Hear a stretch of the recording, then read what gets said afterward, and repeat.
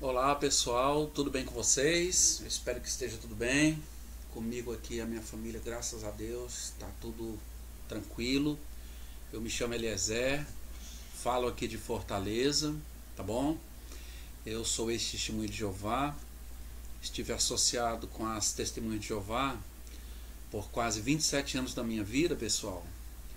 E a partir do mês de setembro do ano de 2019 eu resolvi me afastar, depois de ter descoberto muitas coisas erradas na entidade que controla as atividades das Testemunhas de Jeová no mundo inteiro, né?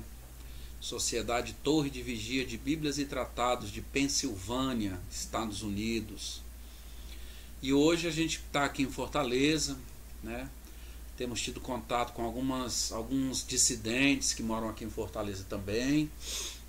E a gente tem um grupo aqui muito bom, né? Que a gente se apoia mutuamente e temos mantido contato com pessoas do Brasil inteiro, pessoas que por N razões resolveram sair das fileiras das Testemunhas de Jeová, pessoas que foram desassociadas.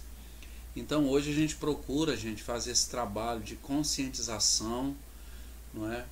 O objetivo é justamente alertar as pessoas para que assim essas pessoas não caiam, né, gente, nessa cilada, como eu caí lá no ano de 1991. Bateram na minha porta um dia de domingo, né, me mostraram algumas gravuras em um livro chamado Poderá Viver para Sempre no Paraíso na Terra.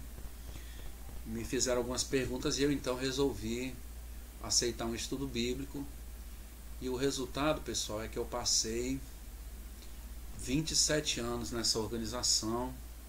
Eu quero dizer a vocês que eu sofri um processo de lavagem cerebral profunda, né?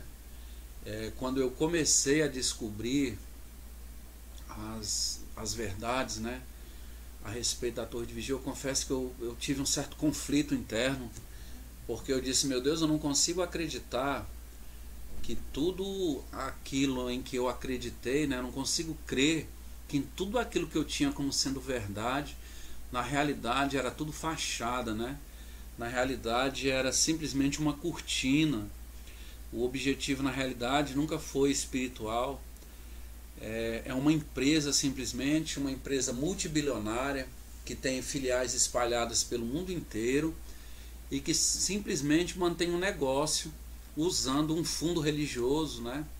Usando uma fachada de ONG para na realidade angariar fundos e enriquecer cada vez mais.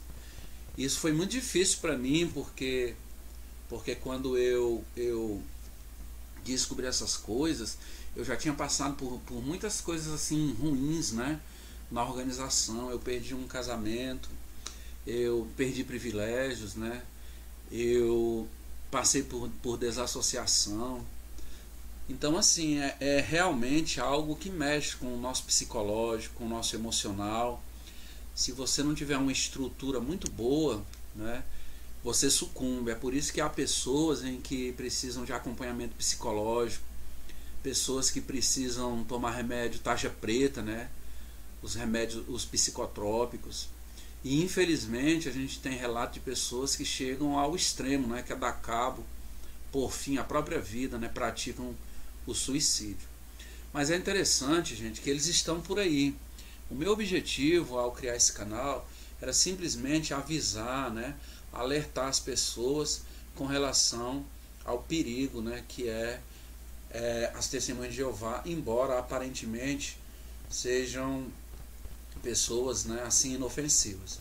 Talvez, olha, você já viu cenas como essa, ó, né? A pessoa num carrinho, né, eles chamam agora de carrinho. Isso aí se tornou uma coisa comum no mundo inteiro. Você vê isso nas praças, você vê isso nas estações de trem, de metrô, VLT, rodoviárias, paradas de ônibus, né? Locais de grande movimento, como por exemplo shopping center. Você vai se deparar com cenas assim. Esse tipo de pregação que eles utilizam agora é uma modalidade chamada testemunho público, né? Então a pessoa fica ali com um carrinho, segundo eles, estão fazendo a obra que Jesus Cristo comissionou. Ou então, aquele outro método mais tradicional, por exemplo, essa gravura aí, ó, né? Essa imagem na realidade, que é a testemunha de Jeová batendo de porta em porta, o serviço de pregação que é feito sempre aos fins de semana, nos feriados, né? Durante a semana também há esse tipo de atividade, então talvez você já tenha recebido uma testemunha de Jeová na sua casa, tá? E a pessoa aparentemente está fazendo bem, não é isso? Você vê aí uma encenação, né? Um jovem casal no testemunho, na pregação de casa em casa. Aí o morador, o senhor, né? O proprietário da residência os recebeu e você vê o rapaz aí mostrando a Bíblia. Então quem olha assim, gente, é uma coisa aparentemente inofensiva e é algo até benéfico, né? Porque no mundo que a gente vive hoje, você tem essa sensação e o objetivo é isso mesmo. Essas pessoas, elas são treinadas para fazer esse tipo de trabalho, né? Eu participei muito disso. Então as pessoas são orientadas, existe todo um treinamento, até as falas, né? O texto bíblico que vai ser mostrado. Essas pessoas recebem treinamento de como, por exemplo, se adaptar às situações que cada morador, né, tem. Elas são orientadas a marcar revisita, né, visitar essa pessoa. O objetivo é fazer prosélito, ou seja, o objetivo final é levar essa pessoa para dentro de um salão do reino. Mas elas vão de casa em casa. E não para por aí não.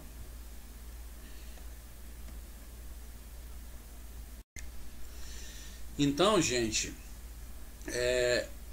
eles vão, né, de casa em casa.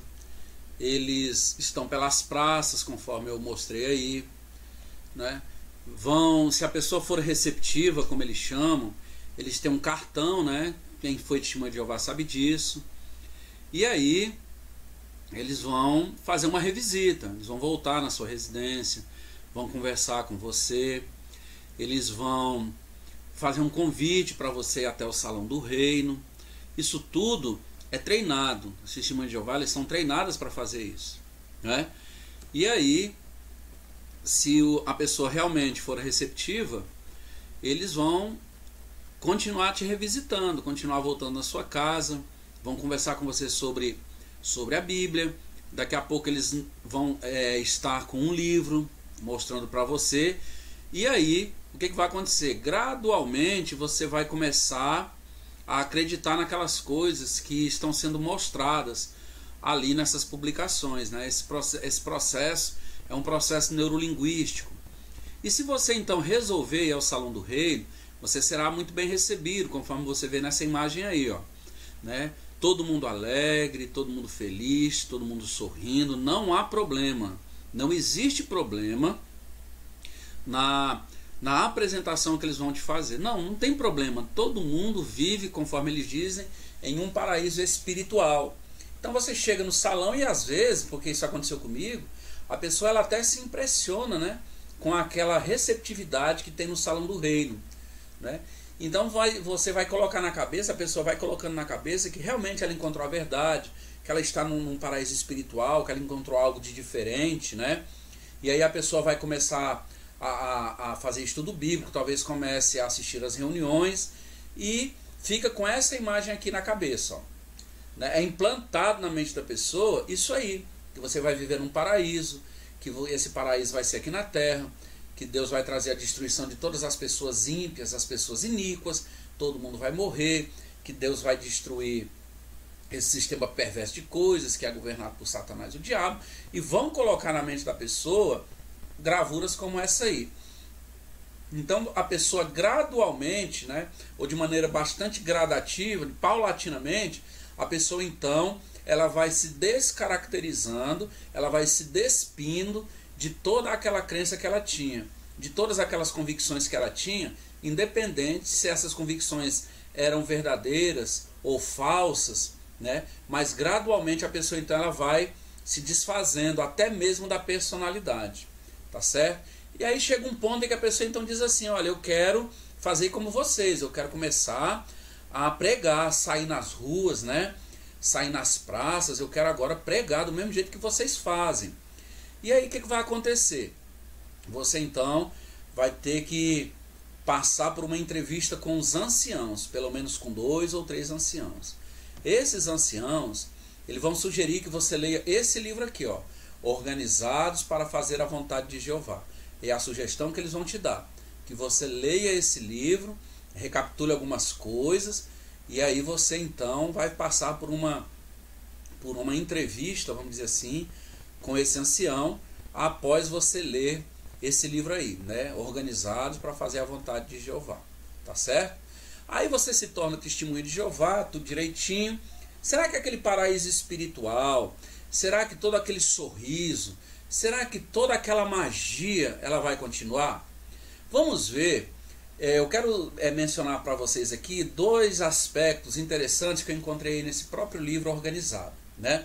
Tem um outro assunto que eu quero falar desse livro depois, mas isso aí é uma outra história, a gente vai fazer um outro vídeo sobre isso. Eu quero conversar com vocês sobre uma declaração, gente, que eu encontrei aqui no capítulo 14 desse livro, a partir do parágrafo 9, tá bom? A partir do parágrafo 9, tem assim, ó: tomar nota dos indisciplinados. Olha que coisa interessante. Então diz assim, aí você já entrou para fazer a pregação de casa em casa, passou 6 meses trabalhando e tudo, e aí você então resolveu se tornar testemunha de Jeová. Bom, você se batizou. Será que tudo aquilo que te mostraram, aquilo que te venderam, será que eles vão ter condições de entregar? Olha só o tamanho da contradição. Nesse próprio livro aí que eu mostrei agora a capa, Organizados para Fazer a Vontade de Jeová, lá no capítulo 14, os parágrafos 9 e 10, olha que coisa interessante, ó. Tomar nota dos indisciplinados. O apóstolo Paulo deu o seguinte alerta contra certos irmãos que poderiam exercer má influência na congregação. Nós lhe damos instruções, e segundo o que Paulo está dizendo, afastem-se de todo irmão que ande de modo indisciplinado e não segundo a tradição que vocês receberam de nós. Então ele vai citar aí, segundo aos Tessalonicenses, capítulo 3, versículo 6 e versículos 14 e 15.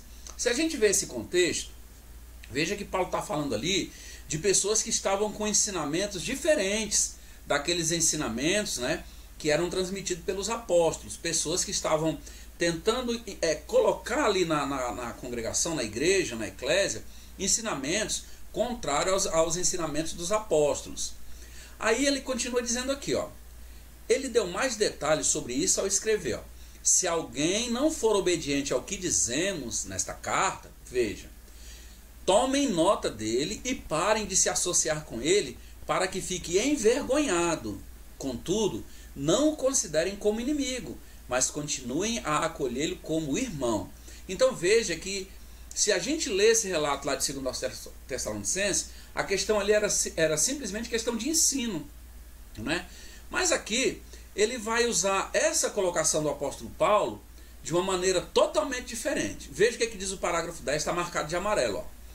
Pode haver na congregação alguém que, apesar de não ter cometido um pecado grave, que aí seria adultério, imoralidade sexual, não é? Apostasia, enfim. Então pode haver na congregação alguém que, apesar de não ter cometido um pecado grave, que poderia resultar na sua expulsão, mostra flagrante desrespeito pelos padrões de Jeová. Então veja, a pessoa está lá, a pessoa não fez nada que mereça, segundo a visão dele, ser expulsa, ser desassociada, ser excomungada, mas essa pessoa, ela, segundo eles, ela mostra desrespeito, ou seja, essa pessoa, esse irmão, não respeita, segundo eles, os padrões de Deus. Aí veja, ó, isso pode incluir coisas como ser extremamente preguiçoso ou crítico, ou ter sérios problemas com limpeza. Pode ser alguém que se intromete no que não lhe diz respeito. Tá vendo? Também pode ser alguém que procura oportunidade para tirar vantagem material de outros. Uma pausa aqui. E não é isso não que o corpo governante faz. O corpo governante ele não tem aproveitado as ocasiões para tirar proveito material ou vantagem material em cima dos 8,5 milhões de fiéis testemunhos de Jeová, não? Mas vamos lá. Ou que escolhe como diversão coisas claramente impróprias. A conduta indisciplinada é séria o suficiente para refletir mal na congregação e influenciar outros cristãos. Então ele está dizendo que determinados comportamentos dentro da congregação são comportamentos que devem ser evitados. Então essa pessoa, talvez ela questione, né? Uma pessoa que questiona dentro da congregação, ela não é bem vista pelos anciãos, né? Talvez seja uma pessoa, como ele diz aqui, extremamente preguiçoso, talvez não vá no serviço de campo, talvez não vá para a limpeza do salão, manutenção do salão, né? Talvez não vá, antes das assembleias e dos congressos, participar na limpeza do salão de assembleia. Então essa pessoa ela já é olhada de lado pelos anciãos, né? Então o que acontece? A congregação de um modo geral, a orientação para a congregação de um modo geral, segundo o que está aí no livro organizado, é tomar nota dessa pessoa. Vamos para frente aqui. Ainda diz assim, ó. Lá no parágrafo 11, diz assim, olha que coisa interessante, ó. Primeiro, os anciãos tentarão ajudar a pessoa indisciplinada por meio de conselhos baseados na Bíblia. Mas, se a pessoa continuar desrespeitando princípios bíblicos, apesar de repetidos conselhos, os anciãos talvez decidam que um discurso de alerta deve ser dado à congregação. Os anciãos mostrarão discernimento ao decidir se certa situação é grave e perturbadora, a ponto de justificar tal discurso. O orador dará conselhos apropriados relacionados com a conduta indisciplinada, mas não mencionará o nome da pessoa. É aquela história de que a carapuça vai servir, né? É o que ele está dizendo aqui. Assim, os que estiverem a par da situação descrita no discurso, vejam, pessoal, evitarão ter contato social com o indisciplinado, embora continue a ter associação espiritual com ele, aconselhando-o como irmão. Então o livro organizado ele está dizendo aqui que a congregação deve evitar uma pessoa que, segundo eles, seja preguiçoso, seja uma pessoa que não seja dada a muita higiene, uma pessoa crítica, uma pessoa que questione os irmãos, de um modo geral, dentro da congregação. Está sendo incentivado aqui a evitar contato com essa pessoa. Bom, nós vamos para um restaurante comer uma pizza. Esse indivíduo ele já não é convidado. Se reuniu ali 5, 6, 7, 8 irmãos, vamos ali bater uma bola num campo society. Esse indivíduo ele já não é convidado. As irmãs vão fazer uma reunião na casa de alguém, vão fazer um almoço, um lanche. Essa irmã que porventura se enquadra nisso aí, ela já não é convidada. Ela é discriminada dentro da própria congregação, pessoal. É a orientação. Veja que ele diz que, sem citar nome, isso é uma tremenda hipocrisia, vai se providenciar um discurso para falar do assunto. É como eu disse agora há pouco, é a história da carapuça servir. E o parágrafo 12, que eu marquei de amarelo, olha o que diz. Espera-se que a posição firme dos membros fiéis da congregação ajude o indisciplinado a sentir vergonha. Gente, olha o que o livro diz que deve ser feito com uma pessoa dessa dentro da congregação.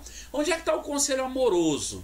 Hein? Você já imaginou Jesus deixando alguém envergonhado? Seus discípulos, seus apóstolos, Jesus constrangendo seus apóstolos? Gente, pelo amor de Deus, essa é aquela organização que está lá nas praças, todo mundo feliz, sorriso de orelha a orelha. É aquela organização que chegou na porta com a Bíblia na mão, prometendo um paraíso, né? É aquela organização que, quando a pessoa chegou no salão, foi abraçada, foi beijada, só faltou botar a pessoa no colo para ela se batizar.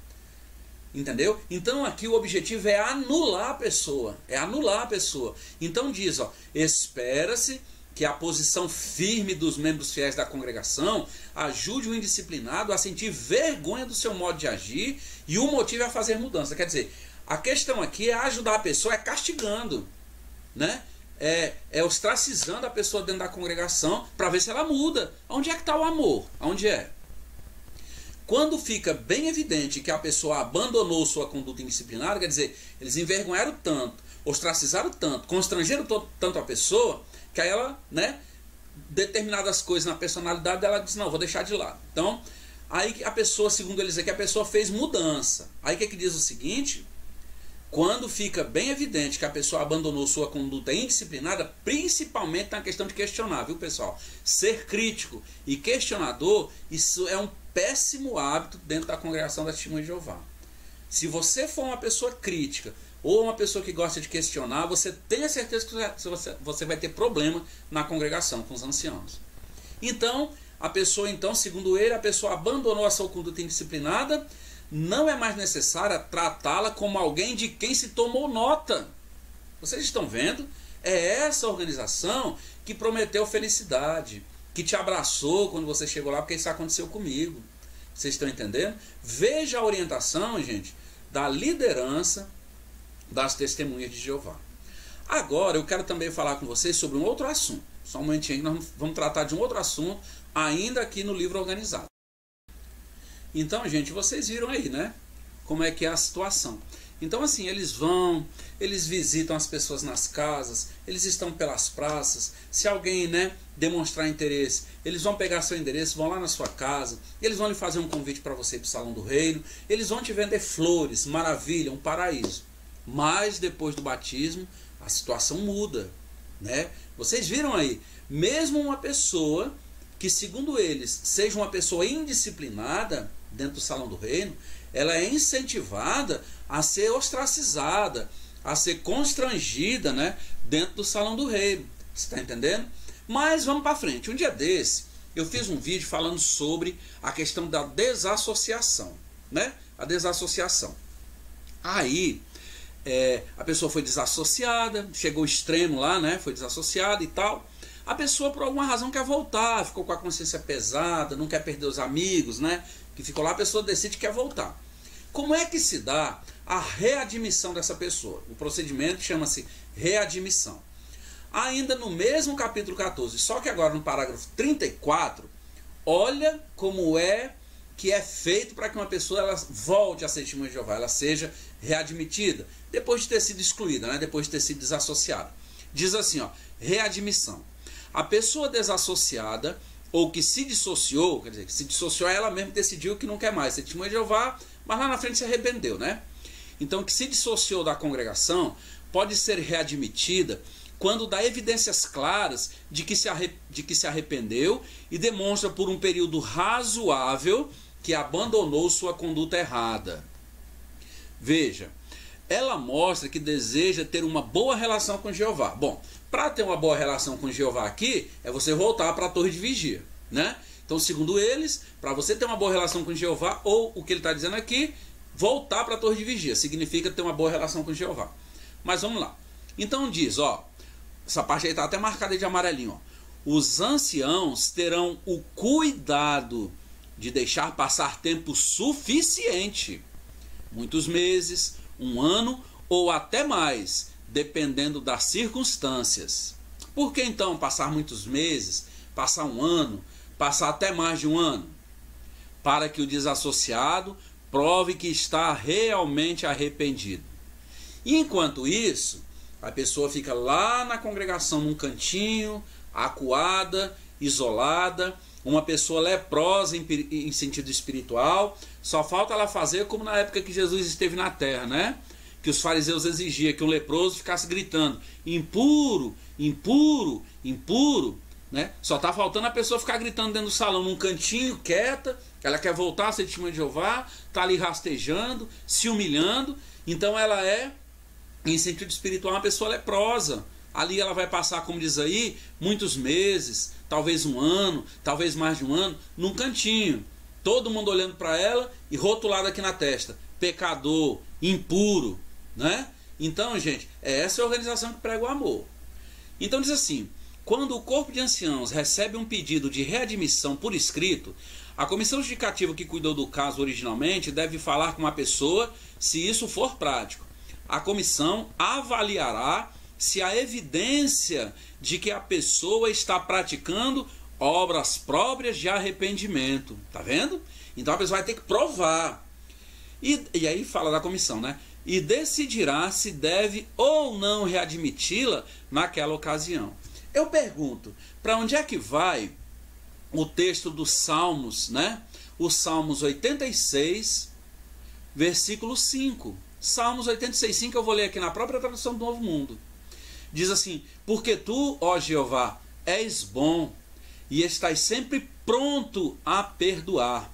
É imenso o teu amor leal por todos os que te invocam.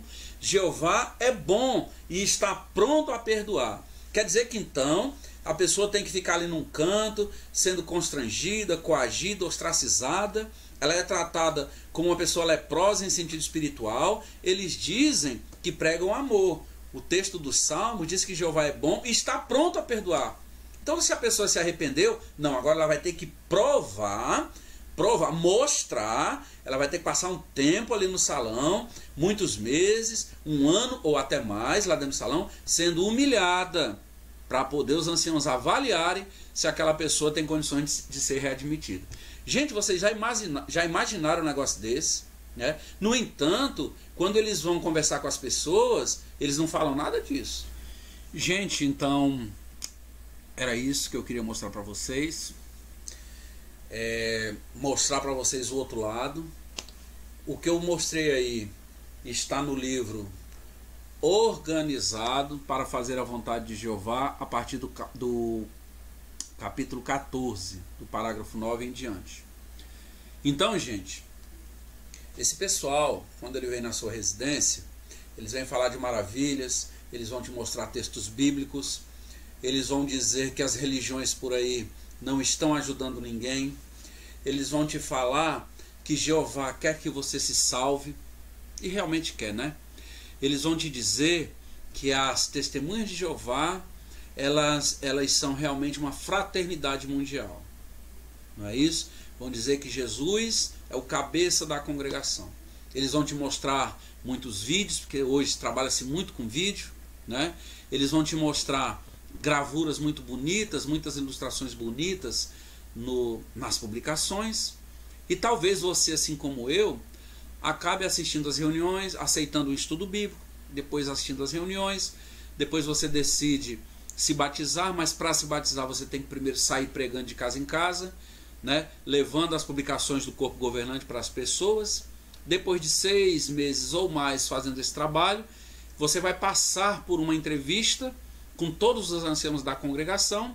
Você vai precisar responder 107 perguntas. 107 perguntas.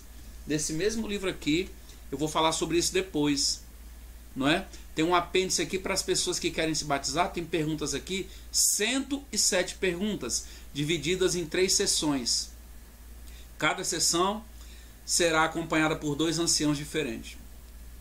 É um verdadeiro vestibular. Depois de tudo isso, você se batiza, se for aprovado ou aprovada, e aí você se torna então uma testemunha de Jeová.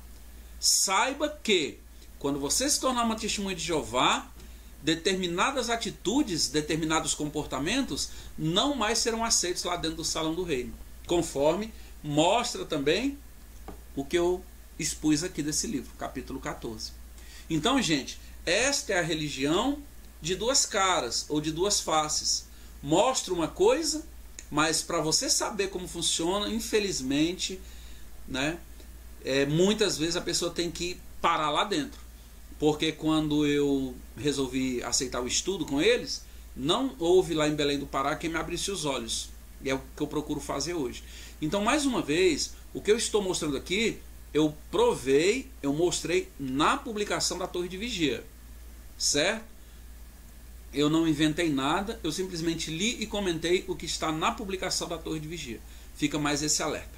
Eu quero agradecer, desejar a vocês tudo de bom, dizer que logo logo nós estaremos com mais um vídeo, dizer a você que, pedir a você, né, gente, se inscreva no nosso canal. O nosso objetivo aqui é ajudar, alertar as pessoas para que, se resolverem se tornar testemunhas de Jeová, afinal todos nós somos dotados de livre-arbítrio, pelo menos saiba o que espera você. Aí a decisão é sua, né? Então o objetivo é alertar, né, levar esse tipo de informação sobre a testemunha de Jeová para as pessoas, porque elas não vão te dar esse tipo de informação.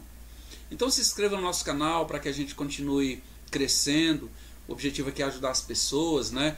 Deixe o seu like, seu dislike, deixe o seu comentário, compartilhe os nossos vídeos, né? Compartilhe o link aí desses vídeos, dos nossos vídeos nas redes sociais, não tem problema nenhum, né? Ative aí o sininho ao se inscrever no nosso canal, porque fazendo isso, cada vez que nós colocarmos um vídeo, você vai ser notificado e vai poder acompanhar, tá bom, gente?